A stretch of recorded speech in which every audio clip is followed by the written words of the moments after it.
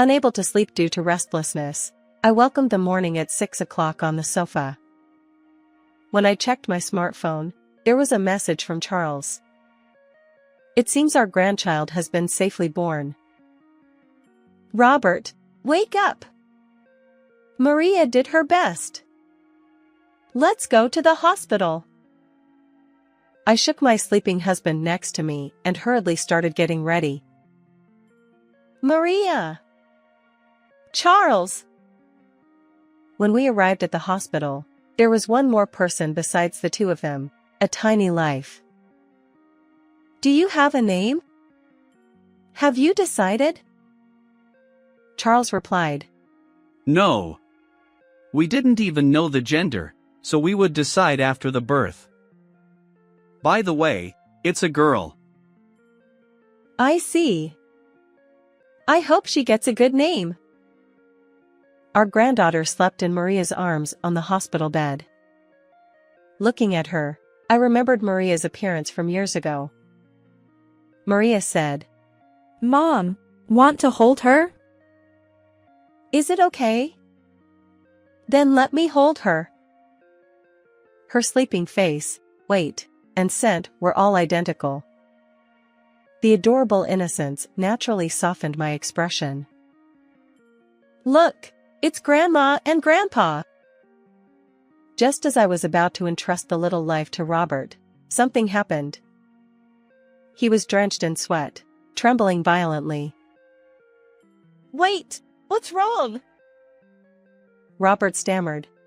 Don't let that baby near me! What was going on?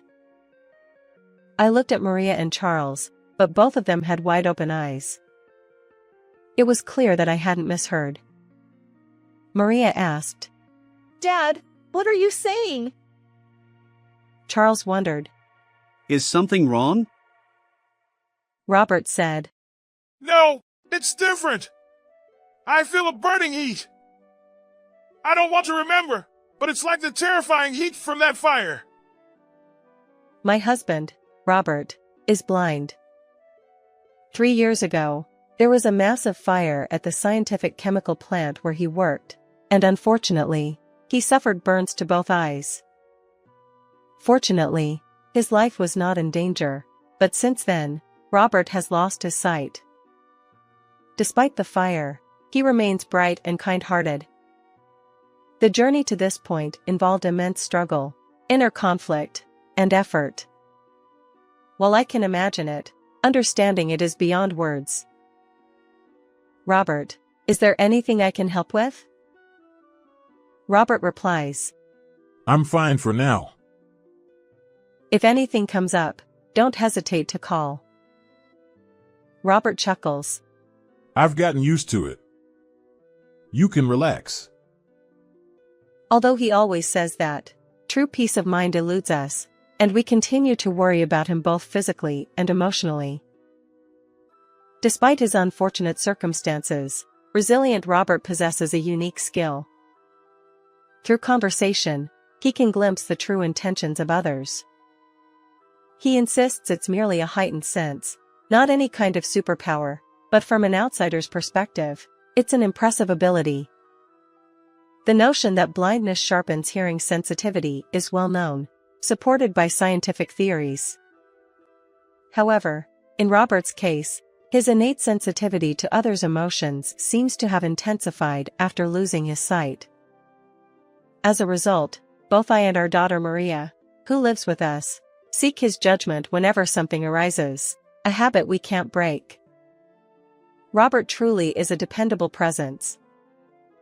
Recently, when Maria brought her partner home, Robert's sixth sense provided solid confirmation. A few years ago. Let me introduce you. This is Charles. Nice to meet you. I'm Charles. I've always been taken care of by Maria. Charles, this young man, was polite and neatly dressed, a typical good-natured guy. Whether he was naturally fearless or simply adept at concealing it, he actively engaged in conversation. At that moment, Maria seemed more nervous than he did. Understandably so, her father has the power to read other people's minds. If anything seemed off, it would undoubtedly be brought up later. Apparently Charles had heard about Robert's blindness. He naturally didn't know about Robert's unique ability. Yet, there was nothing overly suspicious or unusual about Charles. On the contrary, he spoke with consideration for Robert, subtly showing his good impression. As it turned out, they were originally colleagues at work, and their interactions extended beyond professional boundaries. Robert listened intently to their stories. Later, as the sunset and darkness enveloped the surroundings, Charles bid his farewell. Robert shared his impressions of the young man. I can't see his face, but he seems like a good person. Upon hearing those words, Maria and I let out a sigh of relief, of course. I attempted to describe Charles's appearance to Robert, using a celebrity lookalike as an example. Wait, you think he looks like that with his personality? He's too perfect. He might attract trouble. Robert chuckled wryly. From then on, Charles often visited our home with Maria.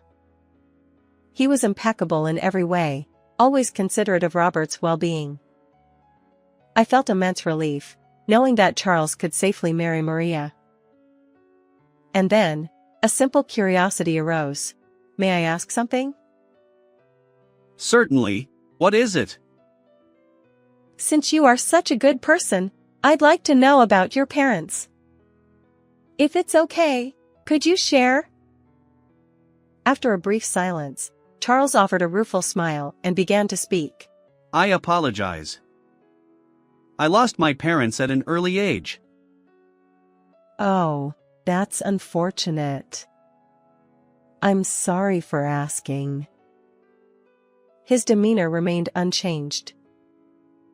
No, it's fine.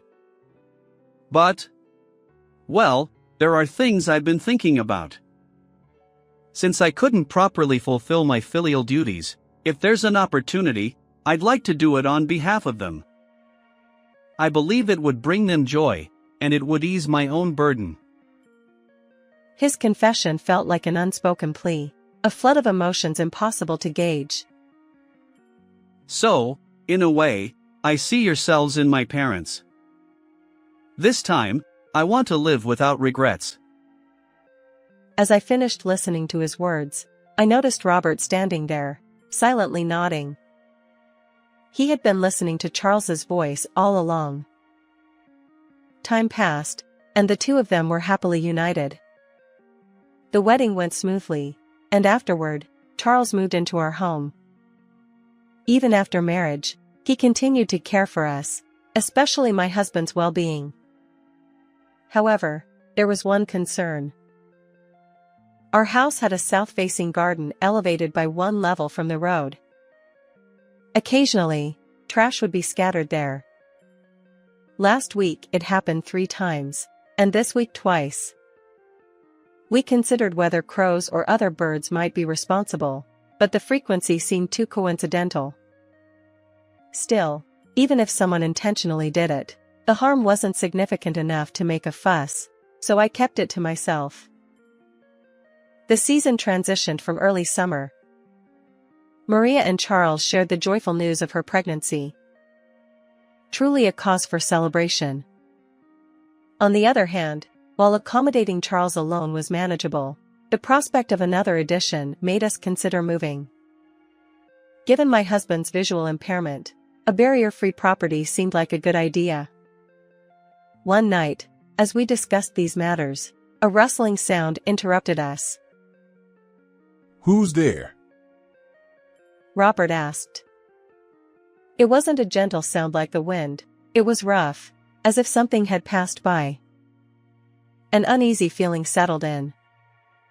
I couldn't rely on my husband at times like this.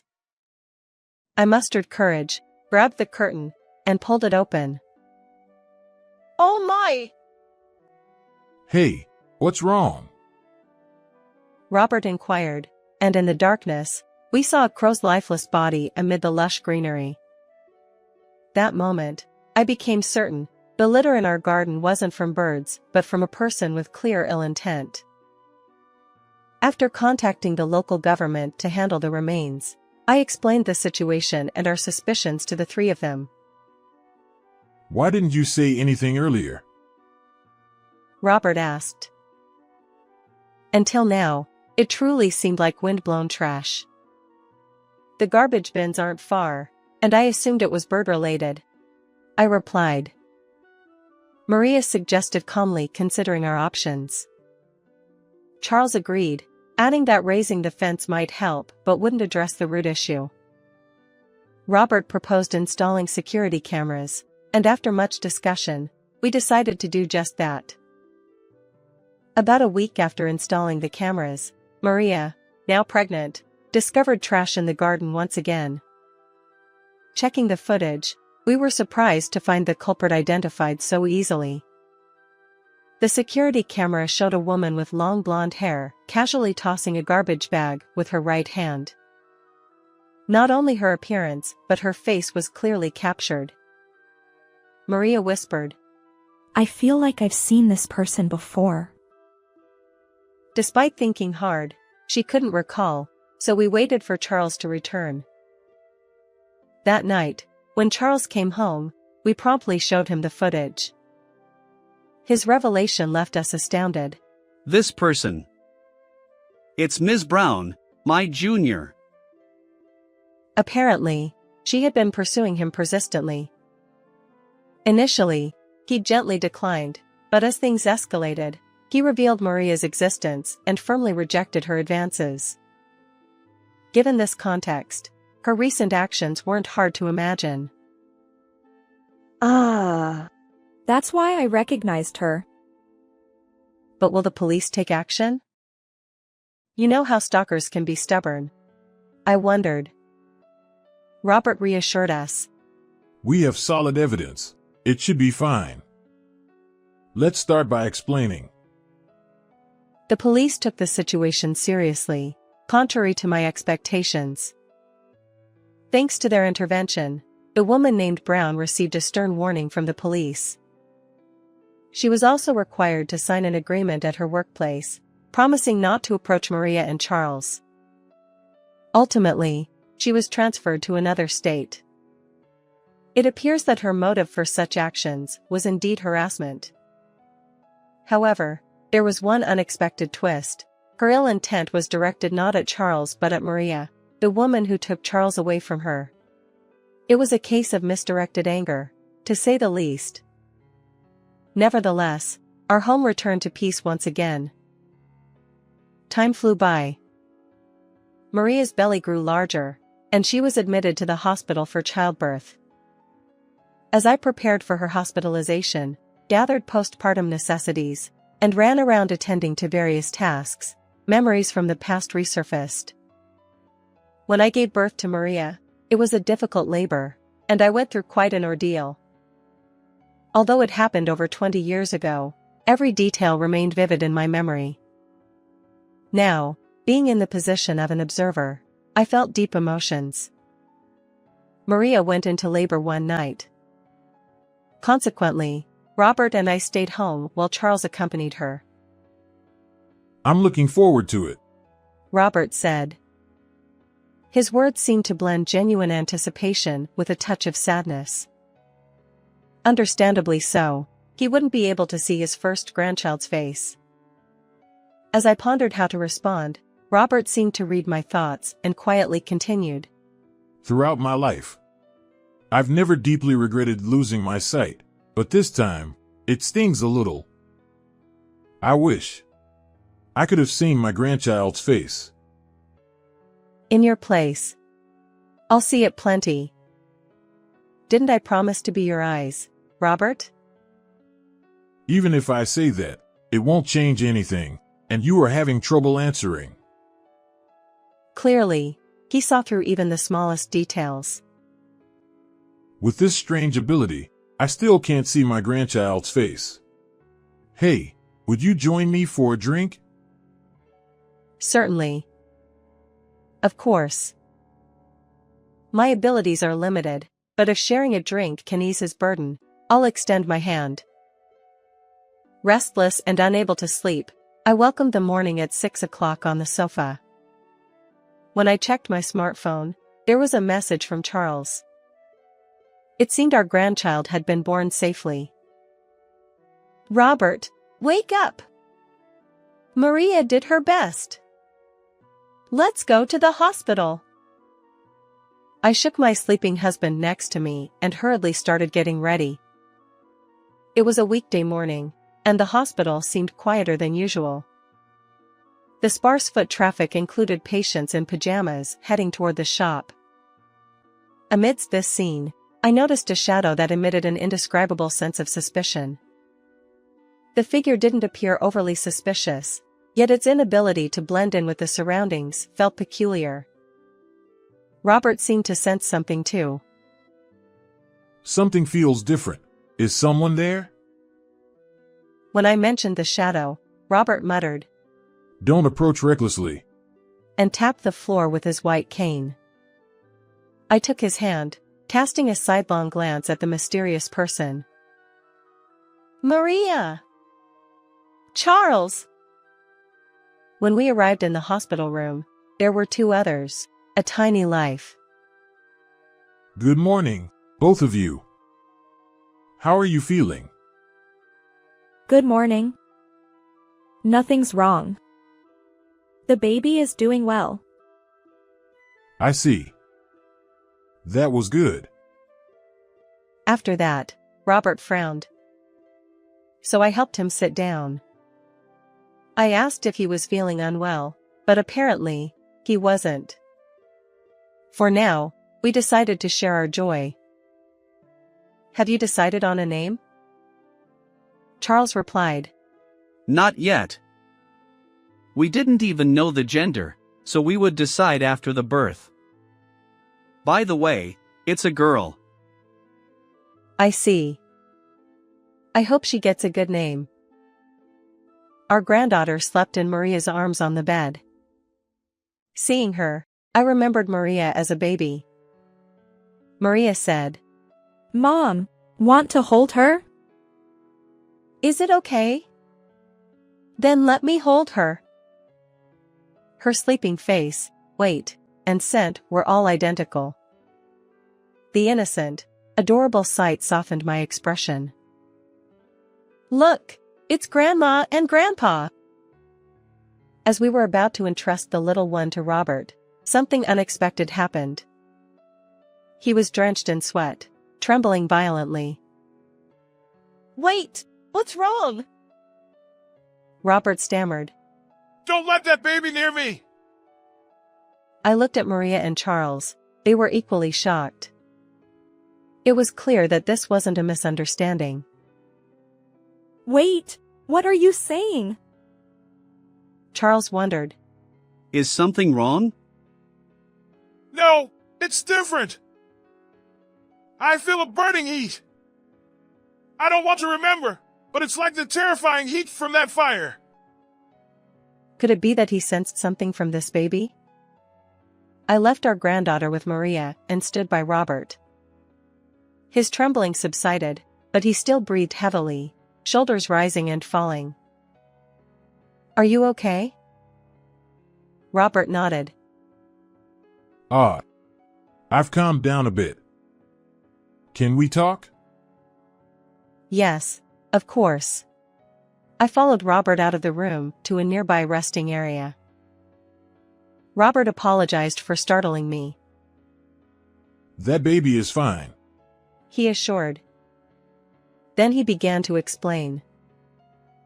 I probably picked up on someone's emotions nearby. It was more intense than anything I've felt before, burning resentment, anger. It was so vivid that I lost my composure. Sorry, the timing was bad. No need to apologize. It's beyond your control. The feelings of resentment and anger. I had a hunch. Ms. Brown, the woman who received a stern warning from the police and was transferred due to her ill intent. Could she be approaching again?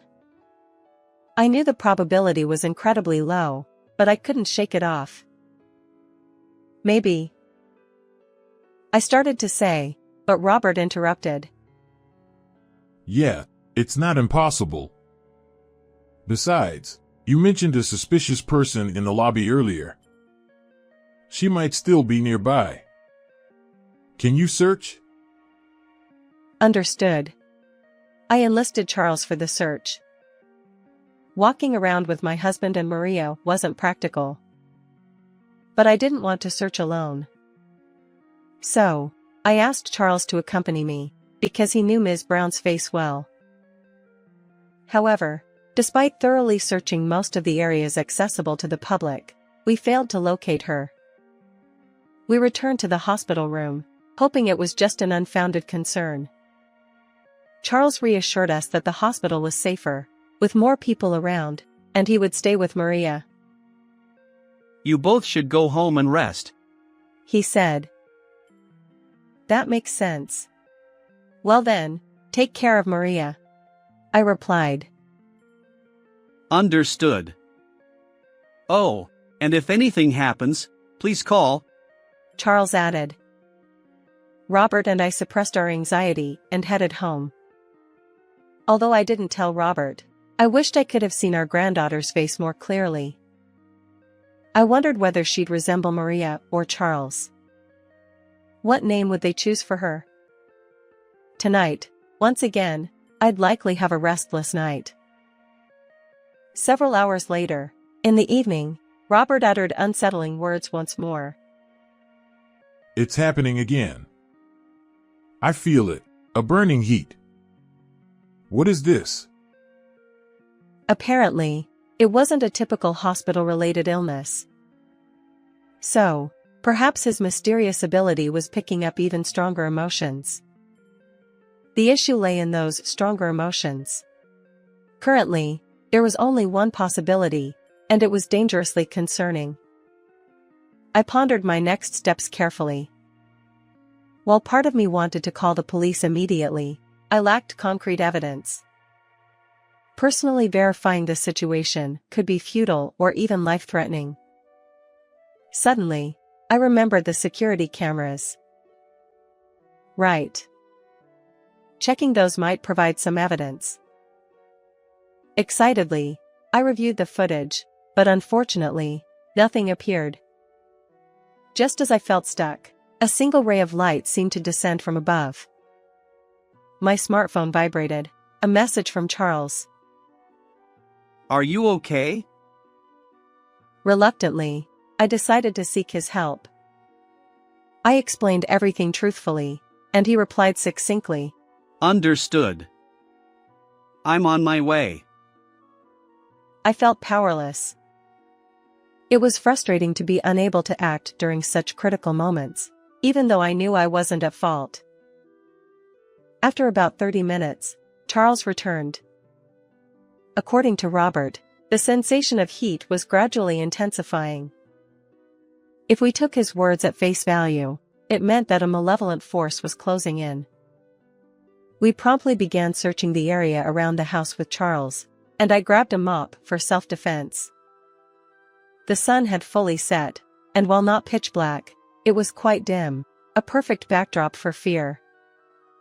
Suddenly, a noise, both Charles and I heard it. It came from the back of the house, unmistakably accompanied by a human presence. I'll check the back. Please contact the police just in case, Charles said.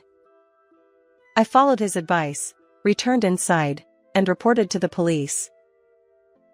Suspect apprehended. Repeat, suspect apprehended.